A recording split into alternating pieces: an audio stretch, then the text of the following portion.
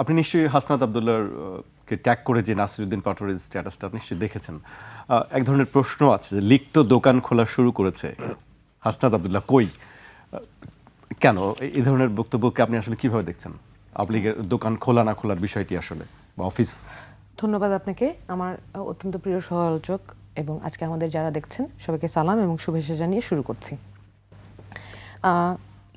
জনাব নাসিরউদ্দিন পাটোয়ারির স্ট্যাটাসটা আমি যতটুকু না দেখেছি তার চেয়ে বেশি প্রশ্ন হচ্ছে যে এই ইলেকশন পরবর্তী সময়ে আমরা দেখলাম অতি দ্রুততার সাথে অ্যাটলিস্ট 16টা জেলায় আওয়ামী লীগের কার্যালয়গুলো খুলে দিয়েছে। এটা নিয়ে যখন সরকারের বিভিন্ন মুখপাত্র যারা আছেন, যারা নামে বেনামে সরকারকে এবং সরকারের যে রাজনৈতিক দল তাদেরকে ডিফেন্ড করে থাকেন, তাদের সামনে যখন আলোচনাটা হয় তখন তারা দায় এড়াতে চায়। কিন্তু প্রশ্নটা হচ্ছে তাদের সহযোগিতা বা তাদের সম্মতি ছাড়া একটা নিষিদ্ধ রাজনৈতিক সংগঠন বাংলাদেশে তাদের অফিসিয়াল কার্যক্রম চালাতে পারে কিনা, বা তাদের অফিস মানে তো নিষিদ্ধ হয়নি, কার্যক্রম নিষিদ্ধ করা হয়েছে। কার্যক্রম জি, একটা রাজনৈতিক স্থগিত, হ্যাঁ ওটাই বলছি, সরি।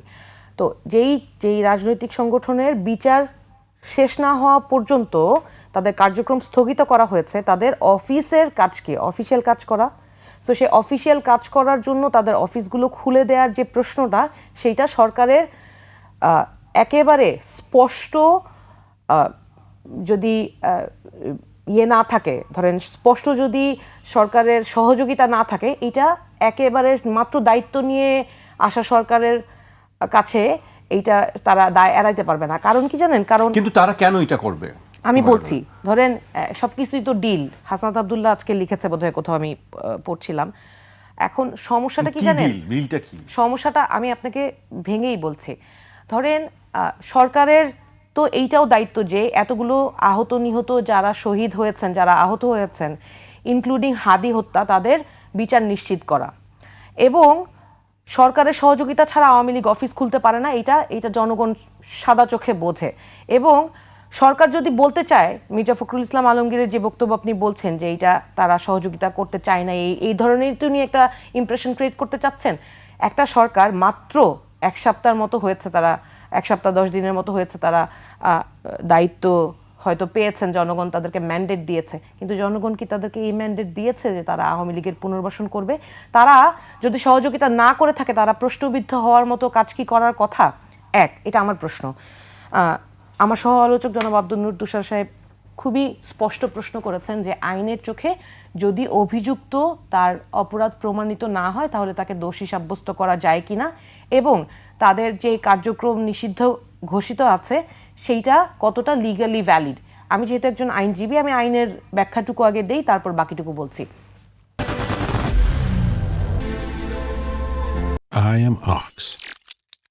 আওয়ামী লীগ হত্যাযজ্ঞ চালিয়েছে কি চালায় নাই, এটা তো সবাই সাদা চোখে দেখতে পেয়েছে, তাই না?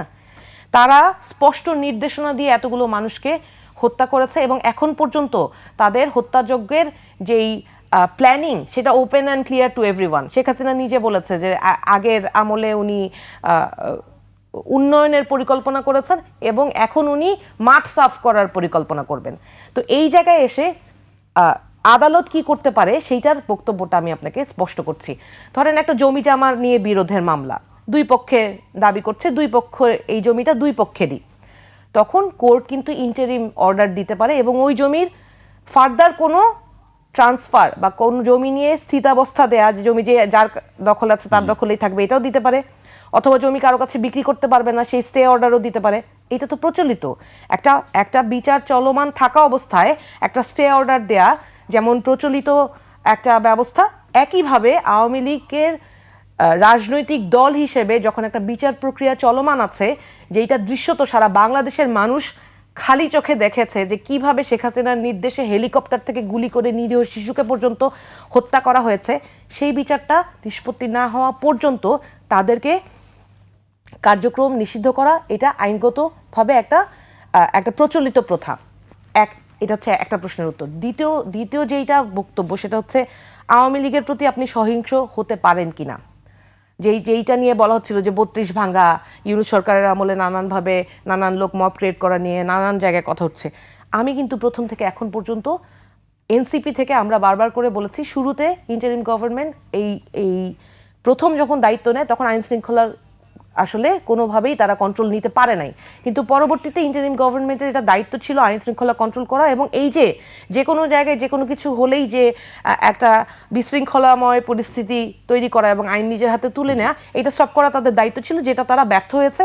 এবং আমরা বারবারই মানুষকে বলেছি যে এই যে ধরেন কিছু হলেই এনসিপির উপরে দায় চাপিয়ে দেওয়া হয়, কিন্তু আমরা যে আইন বহির্ভূতভাবে কাউকে হত্যাযোগ্য করে তোলা বা কারোর প্রতি সহিংস আচরণ করার বিরুদ্ধে, এটা আমরা বারবার স্পষ্ট করেছি। শুধু তাই না, আমরা এটাও বলেছি যে ট্রুথ অ্যান্ড রিকনসিলিয়েশন কমিশনের মাধ্যমে যারা আওয়ামী সমর্থক বা আওয়ামী লীগ যারা করেছে তাদের মধ্যে যারা সত্যিকারের দোষী তাদেরকে চিহ্নিত করে বিচারের আওতায় আনতে হবে, এবং বিচার কার্যক্রম শেষ হওয়ার পরবর্তীতে তাদেরকে কিভাবে সোসাইটিতে রিইনস্টেট করা হবে, সেইটার কি প্রক্রিয়া হবে, সেইটা নিয়ে যাতে আলোচনা হয়, সেই দ্বার যাতে উন্মোচন হয়, সেই কথাটা আমরা বারবার উল্লেখ করেছি। আপনাদের কথা আমরা বারবার শুনছি। আরেকটি আপনি কথা বলছিলেন যে ডিলের কথা বলছিলেন, যে ডিলটা আসলে কি, কার সঙ্গে কিসের ডিল?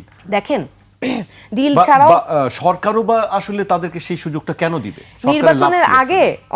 নির্বাচনের আগে ধরেন প্রত্যেকটা রাজনৈতিক দলকেই দেখেছি যে কম বেশি আওয়ামী লীগের ভোটারদের ভোট টানার জন্য একটা চেষ্টা তারা করেছে, যেটা বিএনপিকে যেটা দেখেছি যে সরাসরি বিএনপির রাজনৈতিক নেতারা, যোগ করি, এটা তো আসলে সব রাজনৈতিক দলের পক্ষ থেকেই আমরা দেখেছি যে আওয়ামী লীগের ভোটারদের ভোট টানার জন্য গিয়েছে, আওয়ামী লীগের ভোটারদের দ্বারে দ্বারে। জি হ্যাঁ, সবাই বলেছে আওয়ামী লীগের যারা ভোটার আছে তাদের ভোট তারা চায়, আওয়ামী লীগের বিষয়ে যার অবস্থান তারা স্পষ্ট করেছে, সেই অনুযায়ী আওয়ামী লীগের যারা সমর্থক আগে ছিলেন তারা তাদের পছন্দ অনুযায়ী ভোটটা দিয়েছেন, তাই না?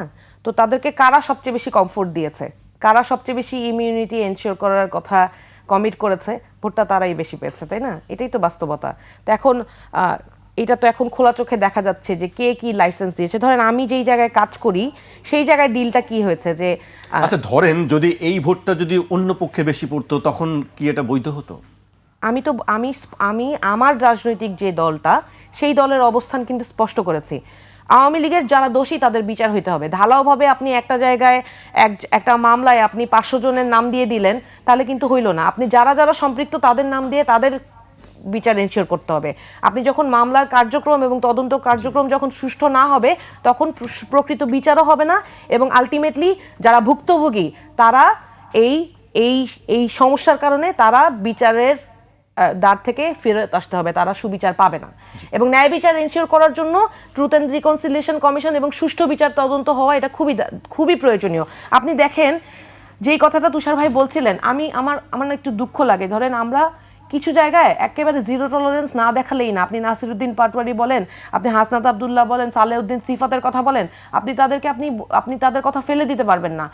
আপনি যেই কথাটা বলছেন যে অমুক অভিযুক্ত, কিন্তু তার নামে এখনো বিচার কার্যক্রম শেষ হয়নি দেখে আমি তাকে দোষী সাব্যস্ত করতে পারি না। যেই ফয়সাল অস্ত্র মামলায় অভিযুক্ত ছিল তার জামিন করানো হয়েছে এবং বের হয়ে সে কি করেছে? বের হয়ে সে হাদিকে হত্যা করেছে। সেই লোক একই দিনে হত্যা করে কার সহযোগিতায় এই বর্ডার ক্রস করেছে সেইটাও দেখার বিষয়। আমরা কিন্তু সেইটা স্পষ্ট না, কাদের সম্পৃক্ততা ছিল সেইটাও স্পষ্ট না, সেইটা নিয়ে আমরা দাবি তুলেছি। কিন্তু আপনি যখন একজন অপরাধীকে বারবার তার অপরাধের মাত্রা বিচার না করে তাকে যখন খোলা মাঠে অপরাধ করতে ছেড়ে দিবেন তখন অপরাধের মাত্রা বাড়তেই থাকবে।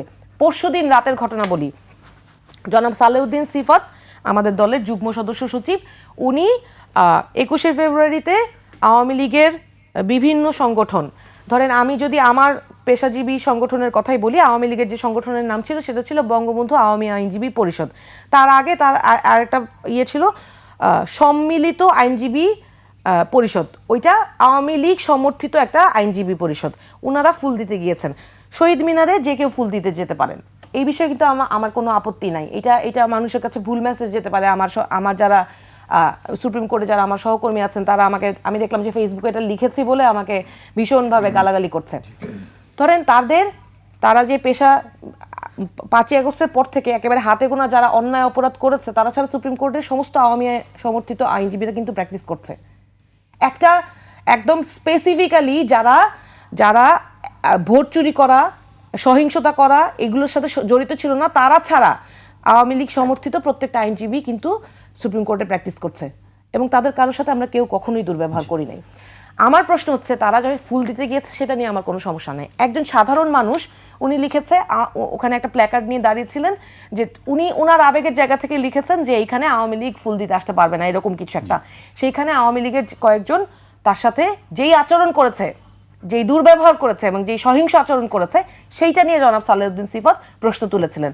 শুধুমাত্র এইটা করার কারণে সালেউদ্দিন সিফাতকে যেইভাবে সেই রাতে হত্যাযোগ্য করা হয় এবং তার নামে বিদেশে অবস্থানরত আওয়ামী লীগ কর্মীরা ফেসবুকে পোস্ট দিয়ে তার ব্যক্তিগত পরিচয়, ফোন নাম্বার, তার বাবার নাম, তার বাড়ির ঠিকানা এবং প্রত্যেকটা জিনিস পাবলিক করে দেয় এবং তাকে হত্যা করার হুমকি প্রদান করা হয়। শুধু তাই না, আমরা আজকে পর্যন্ত, এখন পর্যন্ত আমি যেখানে বসে আছি, এখন পর্যন্ত তার মোবাইলে অজস্র ফোন, অজস্র থ্রেটস আসছে এবং এইটা স্পষ্টভাবে আসছে। এবং যারা এগুলো করছে তারা কি সবাই বাইরে থেকে করছে? তারা তো বাংলাদেশে অবস্থান করে করছে। কেন করছে? শুধুমাত্র আওয়ামী লীগকে তারা, আওয়ামী লীগের বিরুদ্ধে, এই সহিংসতার বিরুদ্ধে আপনার কাছ থেকে আমরা আরো শুনবো। তুষার ভাই এই বিষয়ে বলতে চাচ্ছিলেন, আমি বিরতির পর তুষার ভাইয়ের কাছে আমি আসতে চাই।